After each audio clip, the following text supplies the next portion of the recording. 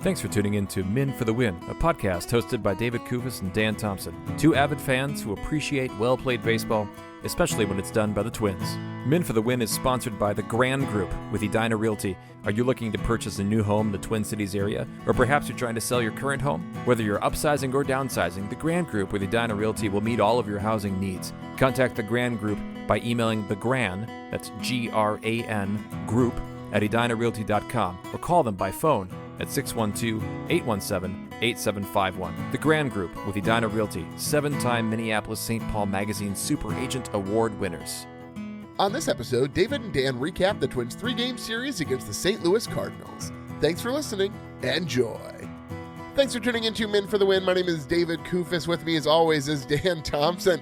The Twins pick up right where they left off in 2024, being swept in their opening series of the 2025 season. 3 games straight, Dan, losing to the Cardinals. It is an away series, but my goodness, this hurt a little bit, Dan. It did, and you know what? I wanted to wear my St. Paul Saints hat tonight because if you didn't notice, the Saints are actually 1-0. They had a couple games rained out, so they are still a winning team with lots of future Twins who may be sooner Twins than we maybe thought that they would be. Yes, lots to talk about in this series, even though they did manage to lose every game they played, Dan. But hopefully it's not a sign of things to come.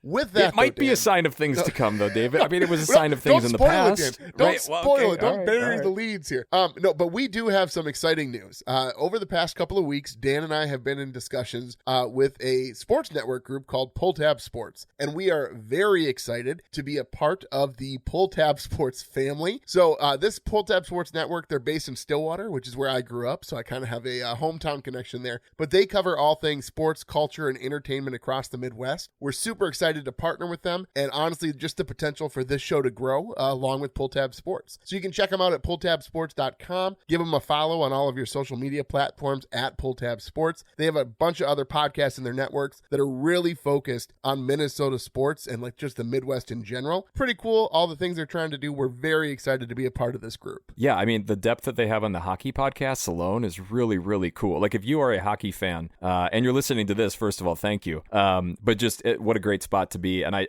love being connected with other Midwest, Minnesota-based people who love sports and who love talking about them. So yeah, I'm excited about this. I'm excited about where this can go. Hopefully, it's a mutually beneficial thing for you guys as our listeners, and also for Pull Tab and for us.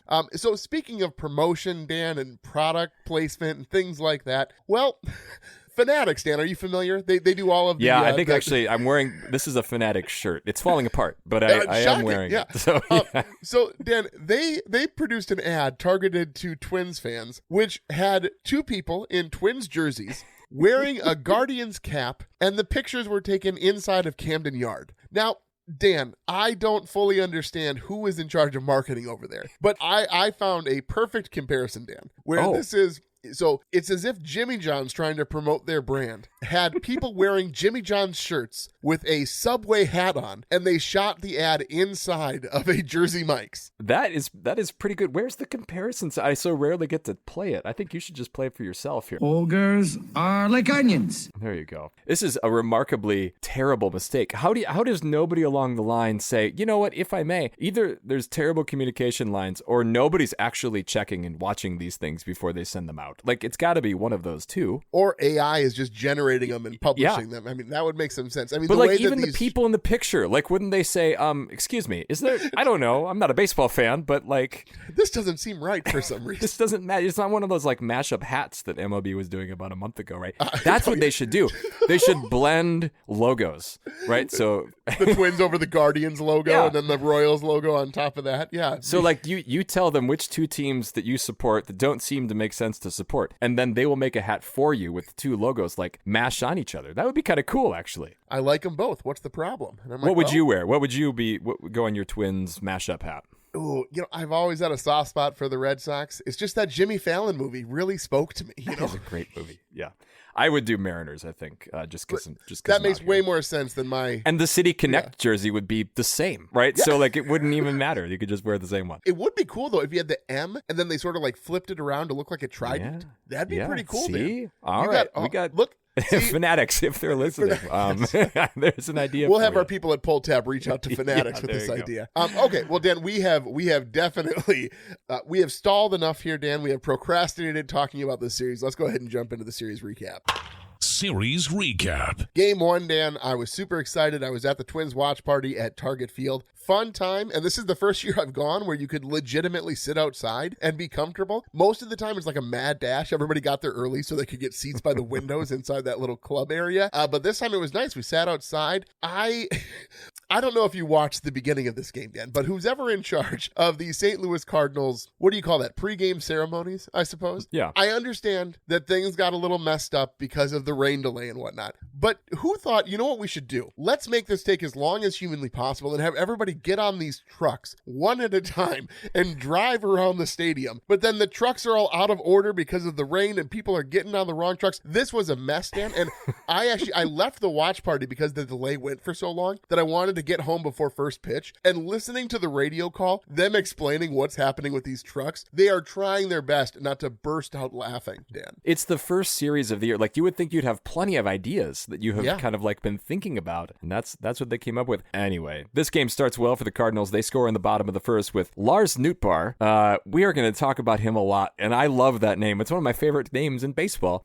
He singles. He tries to steal second. Now, Pablo turns to throw and gets called for a balk. Balks are confusing, right? Even on the best of days. But I didn't think this looked like a balk. No, I watched that replay a whole bunch of times, and I can't decide what they think he did. But I think what bothers me is sort of in the spirit of the rule, right? The whole reason why you have balks is because you don't want the pitcher to be able to fake out the runner as if he's going home to catch him between first and second. Okay, and again, I understand the baseball purists are going to be like, no, that doesn't matter. Like, it doesn't matter what the spirit of the rule is. It's as written. Well, in this instance, the guy's like, I don't know, 20 to 30 feet off of first base. Yeah. Like, he's already going to second. He's caught between first and second. At that he should point, be out. Yeah, the balk rules are moot at that point, honestly. Yes. And so I don't think that Pablo moved anyway. I think his first move was his right foot off the rubber towards second base, which is totally fine. I don't know what the umpire saw, but to me, it's like, that is not within the spirit of the rule. I don't think a balk should be called there. But doesn't it kind of go with the things at home plate where if the ball beats the runner there by a considerable amount, like no amount of like, ninja jujitsu should be able to allow the guy to kind of, like he's out. He should be out. Yes. Is it similar to that, or is this a little bit different? Are you talking about like the plate blocking stuff, like where he caught a little the bit, ball yeah, and stuff? yeah, exactly. No, I think very much so. Like, I think there's just, everybody knows what the call should be, and it's really frustrating when the umpires are like, well, no, this is the letter of the law here. No, baseball, I understand that there is some rigidity that's necessary to keep the fundamentals intact in the sport, but you have to allow these umpires to make calls that make sense here. I mean, this is not to make too much of a football leap here, but the tuck rule, right? Like, that's how this felt. It's like, that's not what that rule is there for. Well, and heck, if they just gave Pablo the chance to throw it to second, he might throw it away anyway. So, as he did a little bit later in the game. Dan Thompson, harsh, man. He was not great. Hogs might be a little bit right about him, at least after one start. He did not look very good, but the Twins didn't look good at all. In the top of the second, the Twins do load the bases with one out, but then Miranda strikes out looking, and then Bader pops out. We're going to talk more about him later. Bottom of the second, Walker singles followed by a Lars Nootbaar home run, so the Cards are up 3-0. They had another one in the bottom of the fourth, so it's 4-0 Cardinals. And I was kind of thinking, well, the offense isn't going to be there, but there was some life. There was, Dan. The Twins get on the board for the first time this season with a 2-run shot by Harrison Bader, who was received very well by St. Louis. So he was a Gold Glove winner for them in center field in 2021. So it's great. And like, St. Louis is a baseball town, right? Like, they were going to receive him well regardless. So it's still 2-4 Cards at that point, but it still felt like there was a game to be had, Dan. The Twins could totally come back from this. Don't give me hope. Yeah, they didn't, though. Top of the sixth, Larnach walks, Jeffers singles, Ty France hits a ball to deep right center, but a great catch by Victor Scott saves a couple runs. The Cardinals were saving runs with their defense all over the place. It was just a clinic in the quality in quality defensive play. Now Castro does hit an RBI double, so the Twins do get one more run out of that. It's 4-3 Cardinals at that point, but the Twins just cannot get another one. No, and then unfortunately, this best bullpen in baseball, Dan, not great, but But Arenado hits a home run off Jack, so Cards leads 5-3. Lopez, his final line is 5 innings pitched, 8 hits, 4 runs, 2 of them earned, Dan, which we've talked about this before. But if the runs aren't earned because of your own errors, they are earned runs. They are earned runs, absolutely. But he had 3 strikeouts and then given up the home run here. It was a rough outing for Pablo. Again, let's hope he has his vest in order to keep him warm here. 'Cause my chest is cold and my arms aren't. Yeah, he didn't look great. Well, more Lars Nootbaar in game 2. The Twins lose this game 5-1. He gets on base in the bottom of the first with a single, and then Arenado knocks him in. The Cards are up 1-0 just like that. But the Twins do strike back. They get their 1 run on a Larnach single, and then he steals second. And then Castro, who was really one of the guys who was making anything happen with his bat, he doubles him in. So it's 1-1. But then very quiet innings. Joe Ryan settled in. 5 innings, 5 hits, 1 earned run, 5 strikeouts, and then he gets pulled. Which I think he should. It's early in the season. I get it. I'm not really going to be so mad about this early in the season. If a guy is looking good, he should stay in longer. But bottom of the 6th, the best bullpen in baseball, Dan, they got exposed. So Alcala goes double, walk, single. Now, to be fair... Now, hold on. Can we talk about Jorge Alcala just a little bit here? Yeah, no, I understand. I have it in the notes here. I'm getting there. Yes, he got hit by the ball that went for a double, and it hit him on his pitching hand. It didn't look great, but he stayed in the game, and after the game, he said he was feeling fine, and he was ready to continue to pitch. But, doesn't he go out there knowing that if he makes any mistake, that Rocco is going to send him right back to AAA? Is that what Rocco tells him before he comes in? Jorge, if you make one mistake, you're done. I feel bad for the guy. He has no wiggle room with his manager. No, that's probably accurate. However, I don't know how much he could have done in this instance. Varland enters, he walks Jordan Walker to load the bases, and then he gets Victor Scott and Mason Wynn on strikeouts, but then Lars freaking Nootbaar again, Dan, comes through with a 2-run single. It's so frustrating, Dan, that a guy with a name that should be a candy bar is just destroying this Minnesota Twins pitching. I know we'll talk more about Nootbaar later on here. Now, the Twins are still not, I guess, out of this game. And a nice moment here, top of the 8th, Mickey Gasper. I assumed he'd already done this, with his previous call-up with the Red Sox, but he had not. He gets his first major league hit. It's not a great hit. It's not a home run. It's not a double. It's like an infield single. But good on him. His family was there. I'm liking Mickey. Yeah, absolutely. I mean, how do you not like a guy named after Mickey Mantle with a mustache, Dan? I mean, that's all it takes. I think it's Mickey Mouse. I think he's named after Mickey Mouse. He wasn't named after Mickey Mouse, Dan. Anyway. So bottom of the 8th, though, again, the Twins bullpen continues to be exposed. Duran goes single, walk. Topa enters and cleans things up, but he still allows 1 run to score on a sac fly. So Cards are up 5-1. That's how this one finishes. Moving on to game 3, Dan. This one had a big rain delay in the middle of it. It was not a fun game to watch. I was all excited. Got home from church. I had my whole schedule cleared where I could just really focus on this game that I assumed the Twins would manage to win because my guy Bailey Ober was on the mound. But Twins lose this one 9-2. I don't really want to talk too much about this. We have to talk about Bailey Ober's line, though. 2 2/3 innings pitched, 8 hits, 8 earned runs, 3 walks, 3 strikeouts, 2 home runs. And we'll talk about this a little bit later, but turns out Bailey Ober was basically dying on Friday. He slept and had IV fluids administered, and he still made his start on Sunday because he told Rocco he could go. Oof, Dan, that's rough. Yeah, we're going to talk a lot more about him a little bit later. Now, it wasn't Lars Nootbaar actually causing trouble in this game. It was Scott with the big 3-run home run early on Ober. A couple bright spots for the Twins. Willi Castro has a double and a home run, and the Twins only used Randy Dobnak to save the bullpen. He went, this is great. 5 1/3, 2 hits, 1 earned run, 2 walks, 1 K, 1 home run, and then he got DFA'd after the game. Well, okay, here's the thing then. What's funny about this is I think last episode when we were talking about the roster, you were like, well, it's no problem that they have Dobnak because when they DFA him, nobody's going to claim him. He'll clear waivers for sure. I don't know if that's true, Dan.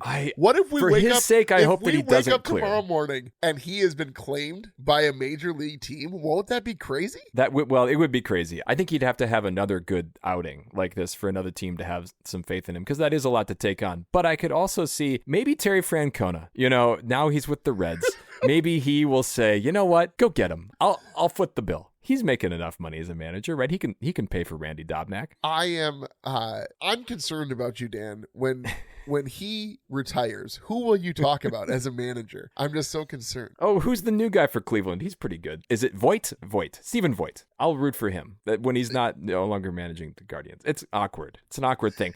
Well, the Twins will head to Chicago to play a 3-game set against the White Sox prior to returning home. I'm hoping, Dan, that the temperatures have improved to more spring-like temperatures at that point. And with that said, Dan, spring's right around the corner, so it's time to think about dusting off the grill and inviting your neighbors over for a good old backyard barbecue. So lucky for you, Cub Foods is your one-stop shop for all your grocery needs. With everyday fresh products and a wide selection, you'll be in great shape to host the next grill out with all your backyard essentials. Grab your fresh produce, deli meats, party trays, and bakery all in one stop. With over 100 locations in Minnesota, check out your local Cub on your next shopping trip for all of your springtime essentials. And Dan, if I can make a personal plug here, big fan of the Quarry Cub, that meat counter, those brats, I'm probably there 4 times a week buying those brats, Dan. Delicious brats. I'm glad it's warming up. It's grill season out here in Spokane too. All right, well, let's go ahead and jump into our first segment here, Puckett's Picks Winner. Touch 'em all, Kirby Puckett! Puckett's Picks Winner. This is sad, Dan. I didn't have a chance to go back and go through all of our previous seasons of Puckett's Picks, but my goodness, this may be the lowest total ever. Dan comes away with the victory with Matt Wallner, who scored 0 points. I came in second with Miranda, who had -1. The listeners came in third with Buxton, who had -3, and Hogs took Correa, who had -4. That is, Dan, that's just not good. And I know that there were a couple double plays hit into there over the series, but like not that many. I just think this is why the Twins lost this series, because 4 of their big bats combined for -8 in Puckett's Picks. Well, season standings here, Dan has a victory and nobody else does. This is probably the first time you've had a lead in Puckett's Picks, though. That's Dan, since in like a couple 2022. Years. Yeah. Oh, that's a little bit much. I did not get the bonus point. So for listeners, you get a point for a win. You get a half-point bonus if the winning player is the team's top scorer. That was not the case here. Willi Castro had the team's lead score with 12. Good on Willi Castro, but no, not a good start for the Twins. No, that segues well here into Beast versus Bench. Beast versus Bench. Is losing fun? Is losing fun? I have to give it to Castro here, Dan. Absolute beast this series. He's a guy who I think people often forget about. We always talk about him from his versatility in the field, but the guy can swing a bat, Dan, and he can steal a base, and he can extend plays on the base paths. I think he had a great series. I hope this is just a sign of things to come. But again, 12 points in Puckett's Picks, Dan, including a home run. And I don't know if you heard the call, but Provis did a Bob Uecker sort of get up, you know, that whole bit. And then he had some nice things to say about Uecker, which was really fun to hear. You can tell that Corey Provis is a guy who really has sort of dove into the history of announcing, and especially baseball announcing, and the rich sort of traditions that are there for guys like you and I who have been listening since we were young. Totally. Now I'm going to go with another guy who he at least hit the ball hard. I went with Trevor Larnach. He had 3 hits. In game 1, he had an opposite field hit. Like, this guy looks like he is at least swinging the bat well and with some confidence. Now, 3 hits is not great in this series, but at least I thought that he looked good. He shouldn't be a guy that the Twins are relying on to carry them. And I think, that's enough, I think, out of Trevor Larnach, at least at this point in the season. Yeah, it was interesting to see him DH in game 1, and they had Bader in left field as opposed to Larnach. I do wonder how often that'll be the case. I think that both of those guys will see time at DH. I guess I just assumed that anytime there's a righty on the mound, Larnach would be in the field. But obviously Bader is a better defensive move. So starting him in left and Larnach at DH makes some sense. Who do you have on your bench, Dan? I had to go with Bailey Ober. He can't blame his children here for this one. It's a road start. We talked about this. Where did all these unsupervised children come from? So many. I tell you, and I understand. I have 4 children myself. But this was a bad outing. Apparently, it's the state of Missouri that is no good for him either. So I don't know. Not a good sign for him. I know it's only 1 start, but this is exactly what happened last year against Kansas City. Well, it's so funny, Dan. Again, we thought it was just Kansas City was the problem, but no, it's the whole state of Missouri. Does he dislike barbecue that much, Dan? Like, he sees, like, I wonder if he walks into a Famous Dave's and somebody tries to feed him St. Louis style spare ribs, does he like break out in hives or something? We'll see. Well, let's hope he's better. I guess his next start will be at home, game 2 of that home opening series. So maybe sleeping in his own bed with his family nearby will actually be positive for him. And maybe, he won't be throwing up and vomiting and be terribly sick the night before. Well, I got to give it to Carlos Correa here. I want to build a championship culture. 0 for 11, 2 grounded to double plays. And he did have a play in game 1 where he tried to make a fabulous play on a ball hit to basically right up second base, but instead of stopping the ball and probably saving a run, he tried to do this fantastic play, isn't able to knock the ball down. I understand that you're a superstar and your goal here is to provide superstar plays. That was not the time we needed you to try something silly to get on ESPN. We needed you to knock that ball down, Carlos. Also, one of those grounded to double plays, it looked like he didn't even bother to run it out when I thought maybe it could have been a close play at first. That kind of bothered me a little bit too, but maybe should we give him a pass just with his foot history and things like that? Could be, but now he's got those dad New Balance shoes. He should be fine, Dan. He should be good anyway. So, well, let's go on to Rocco's Rewind.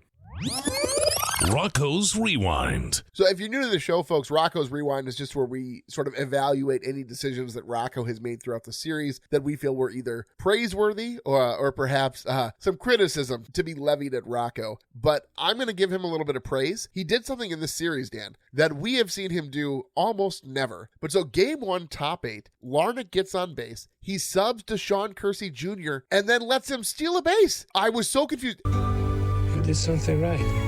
No way. I wanted it to go through my head. It was the most confusing thing, Dan, when I'm watching this happen. When Kersey's on base and he stole a base, it honestly felt like they have stolen more bases this season than all of last season combined, Dan. I loved that move. It didn't work out, but that's why you have Kersey Jr. on the team.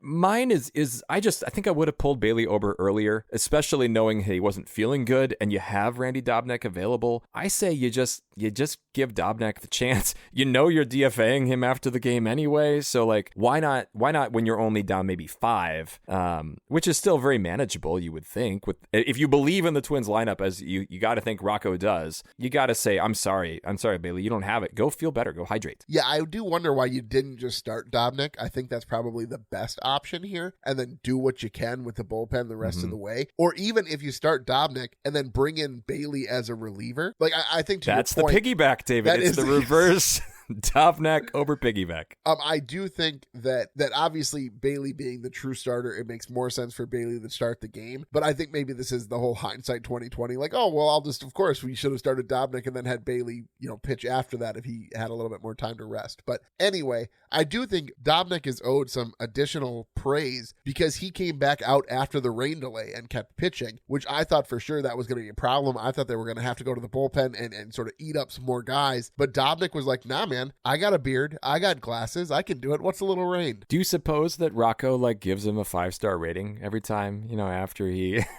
pulls him out, just pulls out his phone real quick? Maybe. And then he orders him an Uber to drive him to AAA. So all in one motion, Dan. Well, with that here, let's keep moving to Minnesota Moment. Minnesota Moment. So this segment is a spot where we pick the moment that is the most Minnesota, or it's the most positive moment, the most memorable moment, I think, from the series. Mine is going to be, I guess, a mix of both. Harrison Bader's home run in the game 1, the top of the 5th inning there against his former team was cool. I love when guys are able to be celebrated by new teams, old teams, things like that. And it also looked like, hey, the Twins are back in this game. It didn't turn out to be, actually portending anything more positive for the Twins. But I thought that was a cool moment. Maybe not the most important moment of the series, but cool nonetheless. Yeah, I think that's not bad, certainly. I thought, Dan, you being sort of the sentimental man that you are, I thought you'd for sure go with Mickey Gasper's first hit. No, because it was not a great hit, and he'd been 0 for 20-something before then in his career. I need a little bit more out of Mickey. Home run, yes, but no, not dribbler into the middle of the infield. Fair enough. I'm going to go game 3, top 1. Buxton RBI single gets the Twins on the board, seeming like they're going to turn the tables and sort of turn things around after those first 2 games. But alas, it was just more of the same for game 3. But it was fun to imagine there for a minute, Dan, that the Twins were going to win one of these baseball games. That sure would have been nice. Well, hey, let's keep moving here. I just don't know how it can get any better. Mauer's Musings. So this segment we use to kind of ask a question that looks a little bit more forward for the team. Maybe is based in this series, but then also we're looking at kind of the ramifications. So I thought this was interesting. The Twins in game 1, no Eddy Julien. The Twins in game 2, no Eddy Julien. The Twins in game 3, Eddy Julien came in late in this game for Carlos Correa. And I'm just wondering, is Eddy Julien in all of his wonderful shirts in Rocco's doghouse? Oh, Canada. I think it's possible, Dan. I don't know that he's in Rocco's doghouse, but it's tricky because so much of the roster construction that we talked about in spring training was about whether or not guys need to be playing every day. And so they're like, okay, well, maybe they actually keep this guy at AAA so that he can play every day. They've taken the opposite approach with Julien, which is they're like, we want to make sure he plays as little as possible. We don't really want to see him on the field. But he made a pretty good play when he did make the defensive substitution for Carlos, which is pretty funny. So, and to clarify, Castro was at second. He moved to shortstop, and Julien, Eddy Julien is not going to be found anywhere near shortstop. That's not going to be somewhere we're going to see, unless something pretty freaky would have to happen in a situation that would allow Eddy Julien anywhere near shortstop. But I don't know. It is odd that we didn't see him in one game as a starter to get a couple of looks at the plate. It does make me wonder then, whenever Brooks Lee comes back, it's got to be Eddy Julien is the guy that's going to get sent down first, at least at this point. And that was just surprising. I thought that he had a little safer of a job, but I don't think he was going to make this team then out of camp if Brooks Lee had been healthy. He's got a back problem. I don't know, Dan. It's good to have Eddy Julien on the shelf here just in case Brooks Lee needs to go on the IL for his back problem. All right, what do you got here? Being on Twins Twitter can be a very difficult game, Dan, because everybody overreacts because it's the internet. And so everybody's saying, of course, the Twins will never win another baseball game. And I am trying my best to remember. in 2016, they didn't for a long time after. No, we're not supposed to look back. I still have the magnet schedule. I can go back and show you. So everybody is panicking a little bit. And I'm trying to remember 162 game season, a ton of baseball left to play.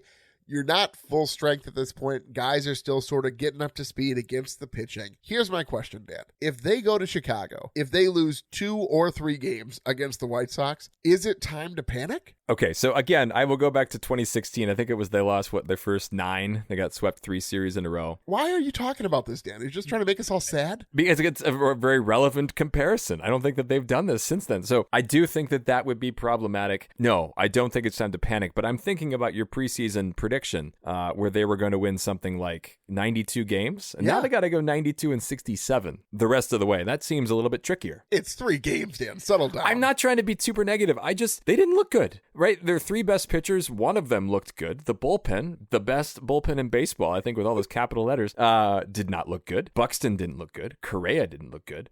I mean, Wallner kind of looked good. He walked. I mean, this is not how this was supposed to go. No, especially knowing preseason rankings had the Cardinals in the bottom 5, I think, which isn't great. Yeah. Maybe they're just that much better, Dan. And with Lars Nootbaar, can you blame him? I mean, delicious, right? I mean, Lars Nootbaar almost scored more runs or knocked in more runs, I think, than the whole of the Twins this series. I don't want to look at that stat, Dan, because it would make me too sad. But with that, let's go here forward to grade this series, where I'm sure we're going to find some agreement. Series grades. It was 4 runs, so that was 4/6 of the Twins' runs. Well, it's got to be an F, Dan. This is so bad. I wanted to say that this looked like last year's team from September. I don't really believe that. I think that the Twins put a lot of balls in play. And truly, this Cardinals defense was ridiculous. I don't know how quickly they can calculate the defensive runs saved, but it's got to be 4 or 5 over the course of the series that the Cardinals defense was it was insane, some of the plays that they were making. That being said, still a lot of problems with this team. A lot of problems on the offensive side of the ball. Obviously, the bullpen maybe isn't everything we hoped it would be, or at least not to start the season. Things have got to turn around, and they got to turn around quickly, Dan. I don't want to be giving out too many Fs here at the beginning of the season. Yeah, I went with an F too. I didn't even have a rubric yet. I'm sorry. I'm not totally in midseason form yet. I will reformulate that, but I didn't need one for this, right? I think the point was made by Atterbury on the radio that, the fans are already kind of predisposed to be cynical about this team, just given the ownership, given the fact that they haven't really tried to win games over the last couple of years, at least not going over the top and trying to sign anybody, Pete Alonso. So I just think that this is not a great way to drum up support for that home opener next week against the Astros here by losing 3 games in the manner in which they did. Yeah, I'm hoping that they come back to Target Field at 500. I hope they sweep the White Sox. We come back home, get things back on the right track, but maybe I'm just being overly hopeful, Dan. Well, before we get to the next segment, I want to talk a minute about Duke Cannon, which makes high-quality grooming products for hardworking men. Minnesota-based and with an all-new look, their clean new packaging features the Big D is unmistakable on the shelves. Whether you go for a brick of soap, thick body wash, deodorant, hair care, beard care, cologne, Duke Cannon will have you smelling your best. So look for that Big D at Target, Walmart, Amazon, or DukeCannon.com. Once you try it, you'll be hooked. Work harder, smell better. Duke, Cannon. I kind of like the Big D since we're both David and Dan. Just kind of works out well for us, man. Yeah, here we go. Let's go forward here. Herbie's headlines. Lots of stuff to talk about around the league. I don't know, Jack. It looked like Herbeck pulled him off the bag. Herbie's headlines. First note here, Dan. I found this really interesting. So the ABS Strike Zone spring training stats are in, and they're shockingly different than I thought they would be, Dan. So the big thing here is they compared spring training in 2025 with the stats they have from AAA in 2024. And what they found is that there were more challenges in spring training than in AAA in 2024. There were 4.1 challenges per game compared to 3.9 challenges per game in AAA in 2024. This is the number that shocked me, Dan. The overturn percentage was 52.2% in 2025 spring training compared to 50.6% in AAA in 2024. Don't you think the overturn percentage would be so much higher than 52.2%? Yeah, I thought so too. And we talked about this in an earlier episode where I don't like it. I think it's so imprecise like that. If it's only going to work half the time, shouldn't it be so sure that it's a bad call that they would overturn it? What if a guy shifts? What is the strike zone exactly? And I think we need the reactivity of the umpire to really be able to call that well.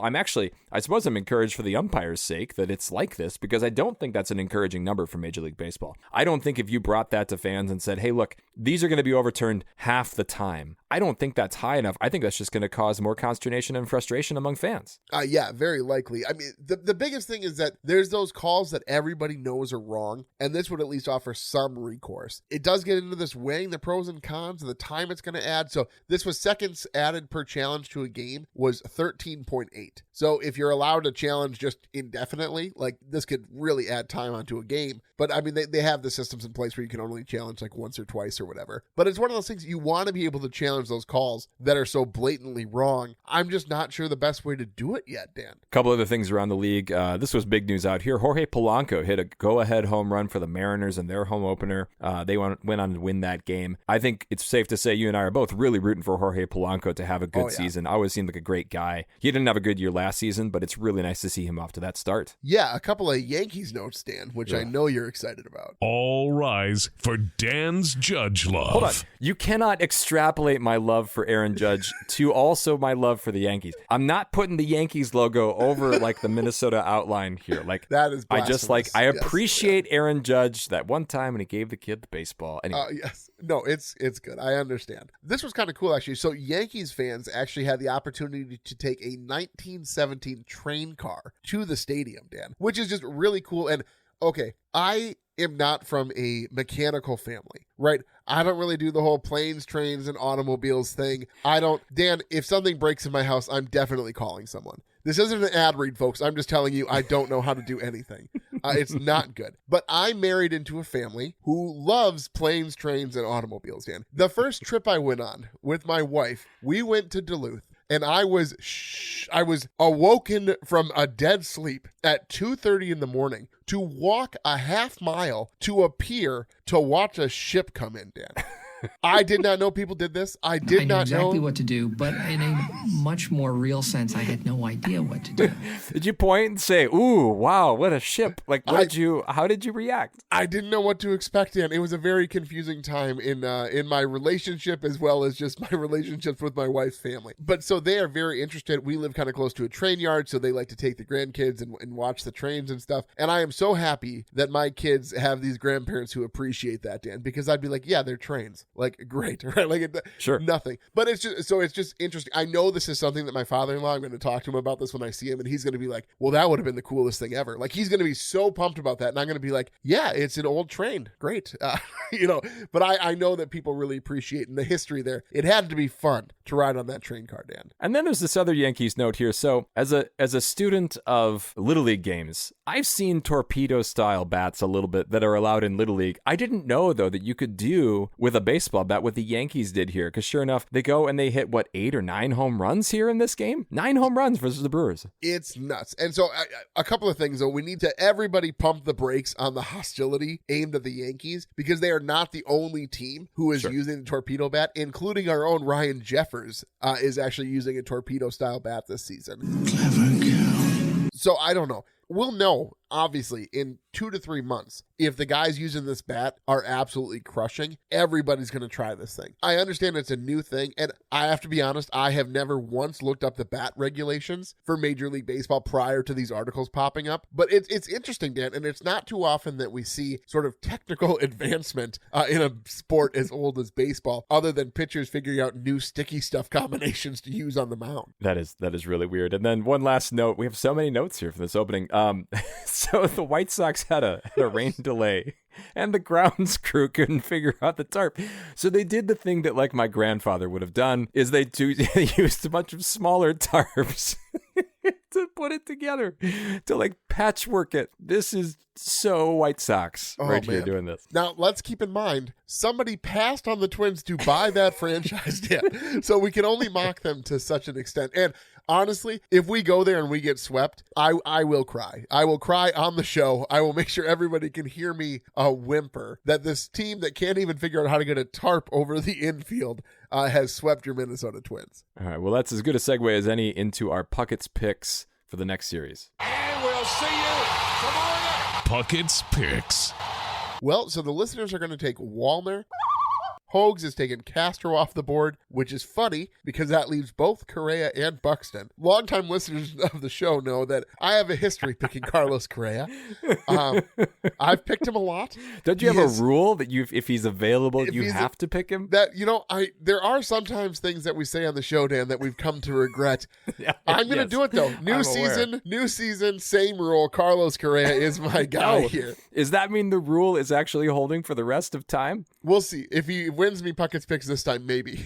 Oh my gosh. Yeah. Ty France. I'm just going to go with Ty France. I love it, Dan. I do.